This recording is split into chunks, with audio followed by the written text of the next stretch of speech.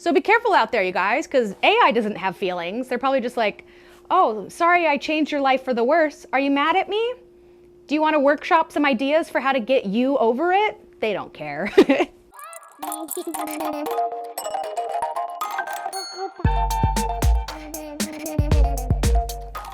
Hi everyone, welcome back to my channel, or to it if this is the first time you are seeing my face. Thank you for clicking on it. My name is JC and I like to do fun story times on this channel. Although it's been a hot minute since I've done a fun one because I'm coming off the heels of a very heavy and vulnerable series about my trauma. So if that interests you, make sure to go check out that playlist. I'll leave it linked down below. But I'm ready to get back into some more fun, lighthearted content. And that's what today will be about with our storytime snippets. Now these are small little bite-sized stories, some my own, some from other people, that are all within the same theme but compiled into one video. And today's theme is about all the ways AI ruined my life. But basically I wanted to start the discussion of how AI is both a helpful tool, but can also be an impairment to your lifestyle because the implications of this emerging technology is actually pretty terrifying. So with that being said, let's just hop into my first storytime snippet as well as my thoughts on AI in general.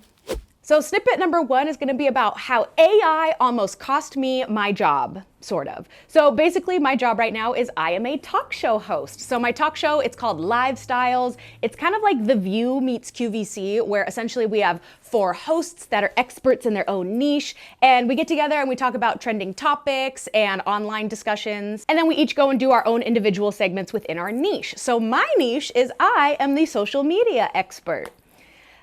Which is lovely to think that I'm an expert considering I don't have that many followers, but thank you, thank you. So social media as well as pop culture. So to start off every single show, I do this segment and it's called Pop Trivia, where I quiz the audience on all things entertainment news that happened that week, whether it was music, movies, television, Broadway, books, you name it, all of the trending entertainment topics. Which 62-year-old won her first major acting award for her role in The Substance? And we do like a little trivia part, but after each trivia question, I then give you a news blurb about that in case you didn't know. In awards news, 62-year-old Demi Moore secured her first major acting award in this week's Golden Globes. She won Best Actress in a Comedy or Musical for her role in The Substance. And in her heartfelt acceptance speech, she reflected on her 45-year career and shared some empowering messages about overcoming self-doubt. And if you're into the awards season, the next one is just this week, so catch the Critics' Choice Award on Sunday, live on E! And streaming on Peacock. But after several months on the show, my role started increasing. I started getting more responsibilities and duties,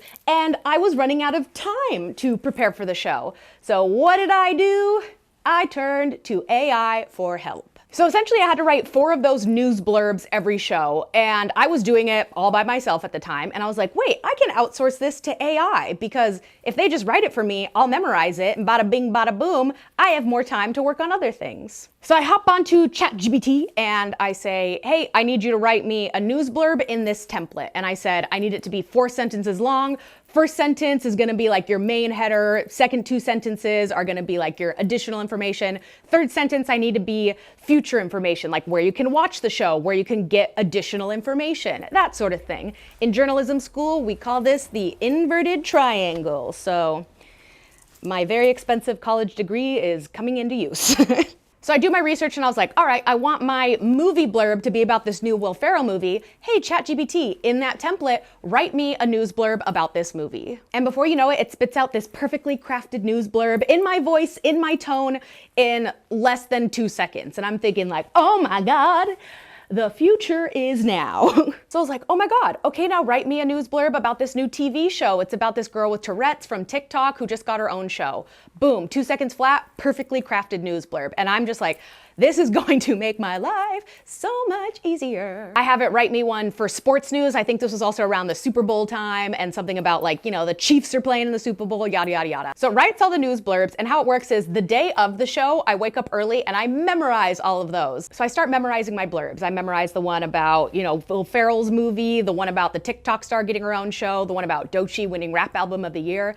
And I get to the one about the Super Bowl, and I was like, wait a second, I know enough about sports to know something is amiss here. And it said something along the lines of, the Kansas City Chiefs and the LA Rams face off in the 95th Super Bowl. And I was like, no, Pretty sure it's the Eagles. Quarterback Phillip Rivers will be chasing his third Super Bowl championship ring. Super Bowl halftime performers will be the Red Hot Chili Peppers featuring Lady Gaga. And I was like, okay, none of that is accurate. First of all, Phillip Rivers plays for the Chargers and he's retired. What are you talking about? The Red Hot Chili Peppers, they performed years ago. I don't even know what you're talking about. And then the last sentence was like, catch the Super Bowl this Sunday on HBO Max at 5 p.m. First of all, I was startled because I was like, oh, I guess I didn't even read through all my blurbs completely because I just assumed it would be correct because of the perfection of the first one. So I was like, wait, Mr. ChatGPT, this is 100% inaccurate. I asked for news blurbs, not fan fiction about the news. So I go back and I fact checked all of my news blurbs, and every single one of them was completely wrong. Now again, this is the morning of my show. I already have half of these memorized and I'm like, what the heck? None of this information is even accurate. I'm gonna lose my journalism degree because I didn't fact check. What the heckaroo? So I go and I just manually write them all myself real quick. I immediately start memorizing them. I don't even have time to think about the fiasco that ChatGPT put me in. And show goes fine. All my blurbs go okay. I remember on that show specifically, I stumbled over my words because I didn't get enough time to prepare, but alas, that's my own fault. So I go back home and I'm like, what went wrong? And I was like, Mr. GPT, why would you lead me amiss? And essentially what I learned is that I was so stringent about the template that it kind of thought that that's what I was asking for, was like a short story in a news format, and not that I needed actual, concrete, real life confirmed information. But then when I asked it to give me a news blurb that's like actually accurate, it wouldn't follow my template. And so I ended up spending more time just trying to rewrite it into my own style and my own tone that I was just like, oh my Lanta, forget it. Because I don't know, like the ChatGPT, it just sounded so confident at the beginning. Like it was like, no, trust me, the Eiffel Tower was built in 1995, believe me. And I did. Like I could have lost my job for that. I don't think I would have gotten fired, but like that is a huge no-no in the journalism world. Like that, I broke my own heart with that. Here I was thinking I had some like futuristic robot assistant to like streamline my workflow. And turns out AI was just serving me fake news on a silver platter. So lesson learned, I write all my own blurbs now because I'm still just a little jaded from that experience. So journalism 101 is always check your sources, and journalism 102, maybe don't let a toaster do all the research for you. So before the other story times, I wanted to give my general thoughts on AI, and that I think it's not a bad thing. Like this is not a video of like, don't use AI, it'll kill you. Although it might. I always say my please and thank yous to my ChatGPT in case the robots take over someday and they know that I'm one of the good ones. Anyway, I think that it is a very useful tool if you use it responsibly. So again, if you watch my Shadow Brain series, you know I've been going through a lot lately. I have a lot of mental health diagnoses. I'm also going through a whole new world with my body and fibromyalgia. And my AI has been instrumental in my healing process, especially because I'm doing some deep therapy parts work where I don't have access to a therapist every single day like I did in my trauma treatment center. My AI has been so helpful in getting me through those day-to-day struggles and helping me with parts work and just kind of connecting with my parts, but also in implementing all the tools I used in therapy, like setting boundaries and trying not to people please. And then also explaining so many of the things that are happening within my body that I would have to do years of research for, that it can spit me out an answer in 10 seconds. So I do use AI. I think it is personally very helpful in the ways that I'm using it as a tool. Where I don't agree with it is I see people, let me tell you, I met a girl at a party recently where we were talking about ChatGPT, and she told me she hasn't used Google in 8 months because she just uses it as a search engine. You guys, that is not what it is for. There is a huge environmental impact by using AI, because every single time you make an AI search, the reason it's an environmental issue is because it takes a lot of power to give you that answer. And all that power needs water to cool it down and to keep all the systems from basically blowing up. So it takes a lot of water in order to make just one AI search. So the environmental implications are huge, and I am fully aware of that. I donate and have donated for many years to the Nature Conservatory. I only ever read that word. I never say it out loud. I'll put my proof here. I'll put my receipts. I donate to Nature Conservancy just to make sure that I'm offsetting any type of environmental impact that I make. But the number one thing is that I use it thoughtfully, okay? Do not use AI as a search engine, okay? That's what search engines are for. Use it as a tool to help you in ways that the internet just, it can't, you know? But then again, devil's advocate, every time you search on Google nowadays, it already gives you an AI answer. So it's like, is that the same thing? You're damned if you do, damned if you don't. Basically you are. So that's why my caveat and my thoughts are AI is the future. I think that people are going to use it, but I just encourage you all to just use it diligently and making sure it's giving you correct information. Use it responsibly and don't just like waste your AI searches on dumb image generation or, you know, like stupid Google search images. Literally this girl at the party, she used ChatGPT to be like, what's the weather? There's apps for that. Stop killing the planet for dumb reasons like that. But you know, similar how like you can't exist in a capitalist society, yada yada. It's same with technology that like, do your best, and that's all I have to say about it. It's helpful, but it can also be dangerous, and that's what these next story times are gonna tell you all about. Let's hop into the next snippet. So snippet number 2 comes from a friend of a friend who we will call Sarah. Now Sarah, she wanted to get a little bit healthier, you know, maybe like lose a few lbs, get ready for summer, you know how it goes. She was ready for her gym girly era. So she turned to AI for a tailored program. So she hops into her AI and was like, hey, here are my goals. I want to lose fat, gain muscle, and boost my energy. And again, within 5 seconds, AI spits out this perfectly tailored meal plan for her, telling her exactly what to eat at what times of a day to manage her nutrition goals. Then it gave her this perfectly tailored fitness plan to meet all of her body needs. And she's thinking like, what the heckaroo? Why do I need a personal trainer and a gym membership and a nutritionist when I can have a robot do it for me for free? So even though she was active before, she wasn't like super into fitness, but now since everything was laid out on a platter for her, she got a lot more into it.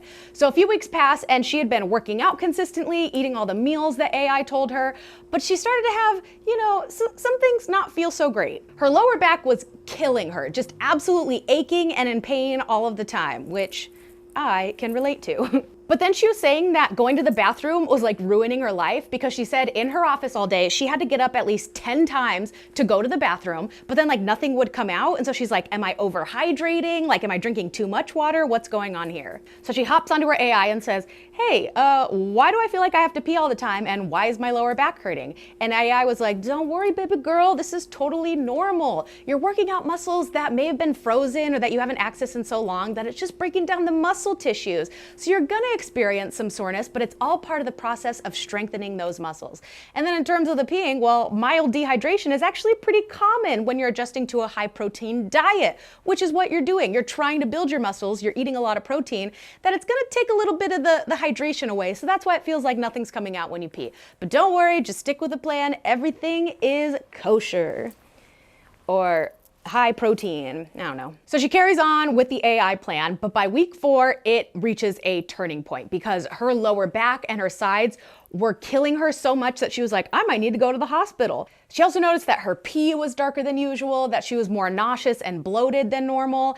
And so she kind of started wondering like, what is going on? Now, this is where she made a mistake because Sarah actually started limiting her water intake because she's like, I can't be going to the bathroom 10 times a day at my office job, okay? Plus I'm bloated and nauseous. Maybe it's something with like water intake. I'm not really sure. So she started drinking less water and started exercising less, hoping that her symptoms would go away. But again, she checked in with her AI being like, hey, my back really hurts. I'm bloated all the time and I still can't pee. What's going on? And AI was like, baby girl, your body is just adjusting, sweet thing. Mild digestive adjustments can occur when increasing your protein again, you know, just like keep up with your protein intake, you know, maybe get light walks in, but just continuing follow the plan. And it's like her AI was out here gaslighting her like a toxic boyfriend, being like, you're not sick, babe. You're just adjusting.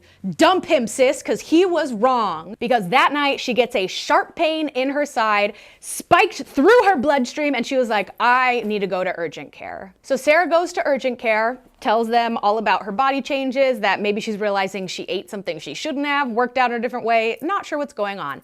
But after a few tests, the doctors finally revealed what was going on in her body. So the doctor comes in and says, well, we tested that pee you were so concerned about, and that was the problem because your urine is showing high levels of calcium and oxalates. Essentially, you were on your way to giving yourself kidney stones. And for Sarah, she's probably thinking, what? I just unlocked a new facial expression. So the doctor explained that her AI plan essentially overloaded her with protein, especially whey, which is high in dairy-based calcium. But what's worse is that her family has a history of kidney problems and kidney stones. So already she was at a disadvantage there. But essentially her kidneys were working overtime to process the overload of protein going on in her body. And she wasn't drinking enough water to flush it out. And over time, this just led to a mineral buildup, and that's where basically kidney stones almost started to form. And he said that the calcium and oxalates, when they don't get diluted, they essentially clump together and start forming kidney stones. Coupled with her family history of kidney stones, as well as implementing this high protein, low carb diet, it made her urine more acidic, which increases the risk for kidney stones. And she was stunned because she was like, I asked my AI if everything was normal. Shouldn't have it asked me of like, well, let's dive a little deeper into your family history. And the doctor was like, no, it's a computer. It's going to tell you what it wants to hear. It's not going to know your body on an integral, deep, foundational level like a doctor would getting your personal history.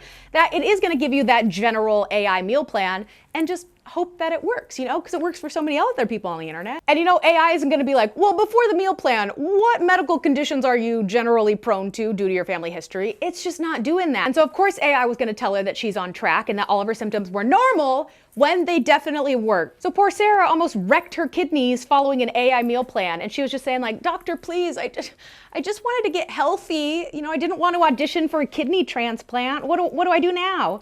And the doctor gave her a smile and said, well, step one, stop listening to artificial intelligence. So again, be vigilant and be responsible if you're going to listen to AI when it comes to anything within your body. And I wanted to tie this into a real world, real life controversy that happened with the National Eating Disorders Association. So NEDA launched a chatbot on their website called Tessa to basically help with the influx of calls and messages coming in, helping people with their eating disorders. But turns out that Tessa the chatbot was actually more dangerous than they could have ever imagined because it started recommending very unhealthy practices, like methods of losing weight, counting calories, and measuring body fat, which for the National Eating Disorder Association could potentially exacerbate those with that condition. And NEDA actually initially dismissed all of these claims, saying that oh, the bad experiences were Tessa, they were a dime a dozen. No, don't worry, our chatbot's great. But then more evidence that supported these claims came out that ultimately NEDA had to completely remove their chatbot because it was probably causing more harm than good. So again, the implications of AI can be quite scary and be putting people at risk. So use it responsibly, use it vigilantly, and also just listen to your body and know that a robot isn't going to know more about you than you know about yourself.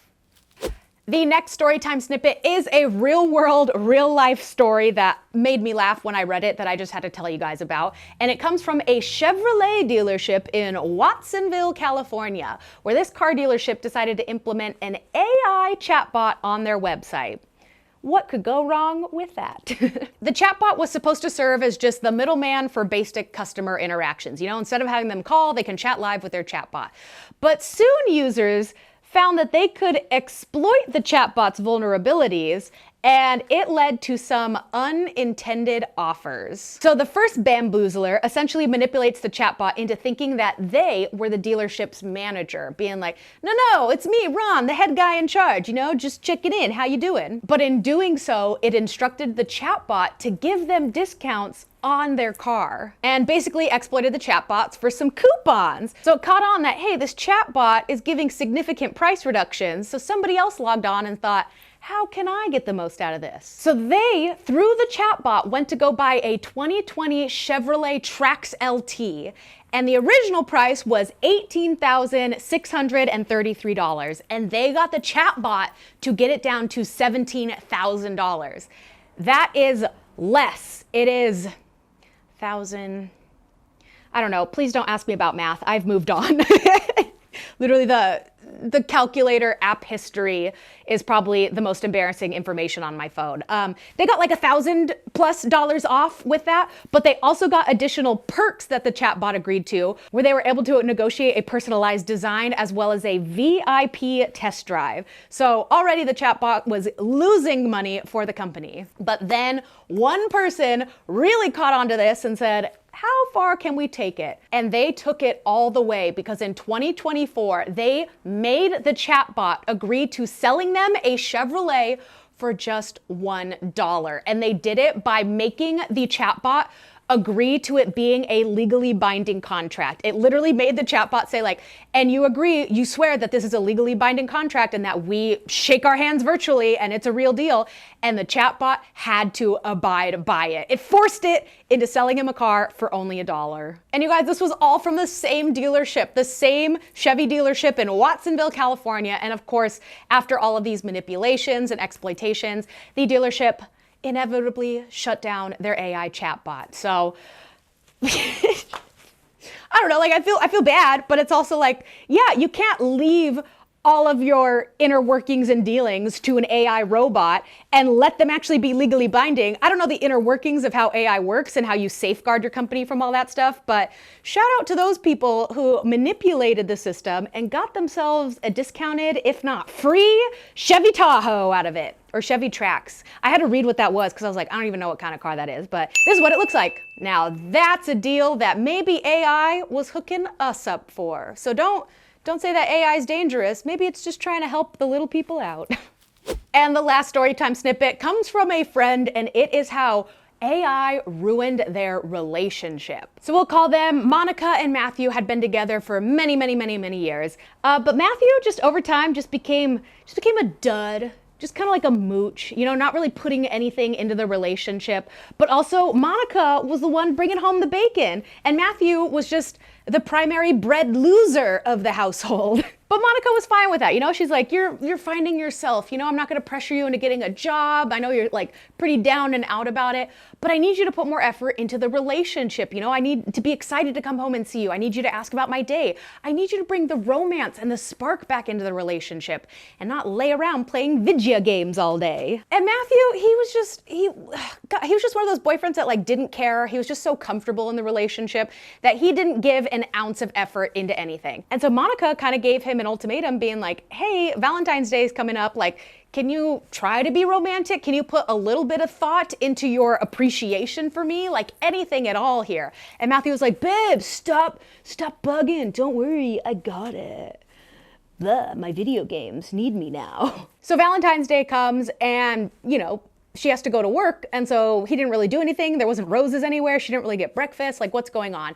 So she kind of like starts a little bit of a fight of like, you don't care about me, like you don't love me, you can't show an ounce of emotion. And he's like, babe, like don't worry, it's all for tonight. Go to work and then we'll come back. Like, don't worry. And so she was like, okay, it's probably gonna be okay. So she's at work and she gets this super crazy long text message from Matthew. And she's like, what's this about him groveling?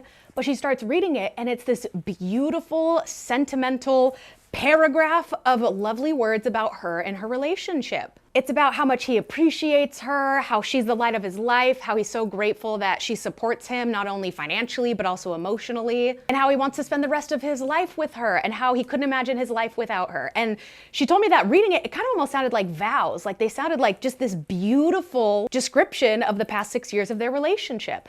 And so she's feeling like very verklempt. She's like, oh my gosh, like he does care. And oh my gosh, he put all of his heart and soul into this message. Like I didn't expect that out of him. But as she's scrolling further and further down, she gets to the end, and the end sentence is like, I love you, happy Valentine's Day. And then there's a little break. And then the next two lines left all of us aghast. The next two lines were, that should help your girlfriend feel appreciated and loved. Would you like to workshop some date ideas for Valentine's Day? I don't know if you guys are catching what's going on, but Monica sure did, and that's that her piece of trash boyfriend used AI to craft her a simple message. And for Matthew, when like all your lovely girlfriend was trying to do was get you to show an ounce of effort and a little bit of emotion from the heart, something actually genuine, you had to use AI for it? Are you stupid? Were you born that way, or does it just come naturally to you? And of course, Monica, she was so done. She goes home from work that night, chews them out, and was just like, you couldn't write me a simple text message from the heart. You had to have AI craft you something. Like, what kind of insincere BS is that? And they get into a big fight, and that essentially led to the downfall of their relationship. I don't think they broke up right away from that, but that was definitely a signifier that this dude, he's not even in it emotionally, okay? If he can't even put in the effort to craft you a nice message on Valentine's Day, he didn't even plan a date that night, you guys. He probably did need an AI to craft him date ideas because it was the day of and he had nothing ready to go.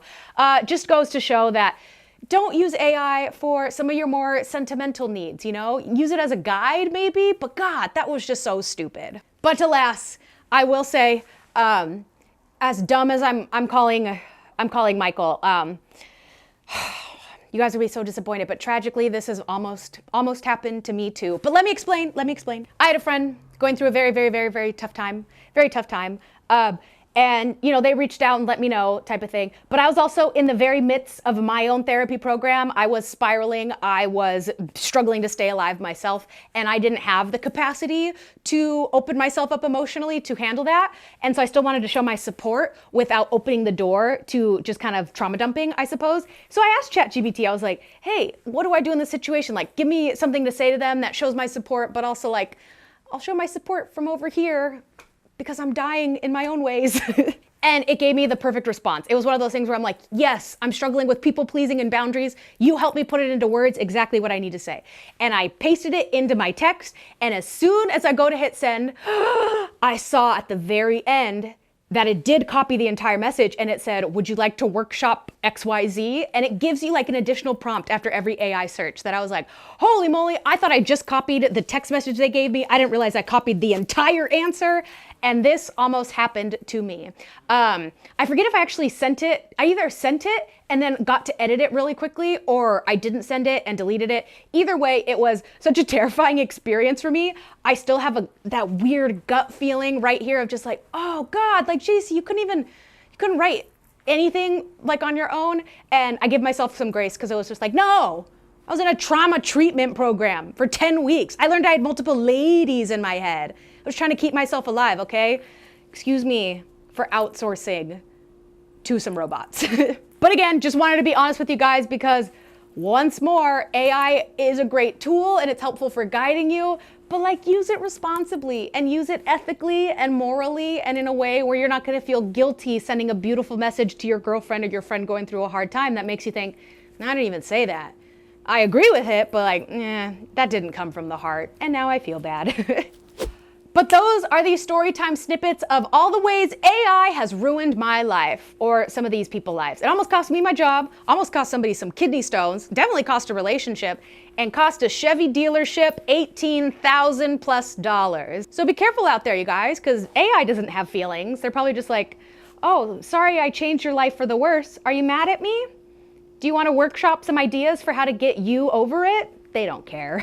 But let me know down in the comments any experiences you have with AI, or whether you like AI, you use it, or whether you think it's so bad for the environment, the implications are so bad for our education system, so bad for just the future of technology and the medical field. There's a lot to discuss. I wanted to keep this more fun and silly with the story times, but I do want to hear your thoughts down in the comments. But thanks for joining me for today's video. I'm standing because my legs were hurting today, so hopefully I wasn't moving around too much. Hopefully I stayed in focus the whole time and that my lighting wasn't too crazy. Getting back into the swing of things again, you guys, so give me some grace. But if you want to follow me on other platforms, I'll leave all my social channels here so you can see my vlog channel, which goes more into the day-to-day life of living with OSDD and fibromyalgia. I got my TikTok, which is, I don't know, silly TikToks. If you want to know more about my talk show and tune in for some clips and future episodes, go and follow my accounts there. And lastly, I've been going live every Wednesday at 7 p.m. right here on YouTube. So if you want to chat with me in real time, it's kind of been like an Ask Me Anything, like let's just hang out and talk about whatever. That's going to be Wednesdays at 7 p.m. So I hope you'll join me then. But I thank you guys so much for watching. Coming back at you with some more fun story time soon. So I will see you then. Toodles! Ooh, wait, let me do an outfit check real quick. So I have here, I've got pigs on my bandana. Can you guys see that? It's an ode to one of my parts because I used to collect pig stuff. I actually have some some pig things up there on that shelf. There's like a pig planter right there and another pig thing. So I love me some pigs, but check a look at this. Whoosh! I got these cow print pants on. So I got a little farm theme going on here. Look like I'm ready for the LA County Fair. You guys, I made these pants from scratch with a sewing machine. I'm learning how to sew. Don't look too closely because I popped a couple stitches. Now, I don't think I'd be caught dead in this in public. You know, I'm still learning how to sew and put together an outfit, but maybe I could ask AI how to help me out with my personal style. No, because then next video, I'll be looking like a fool. Just use AI safely, okay? Not for everything, all right?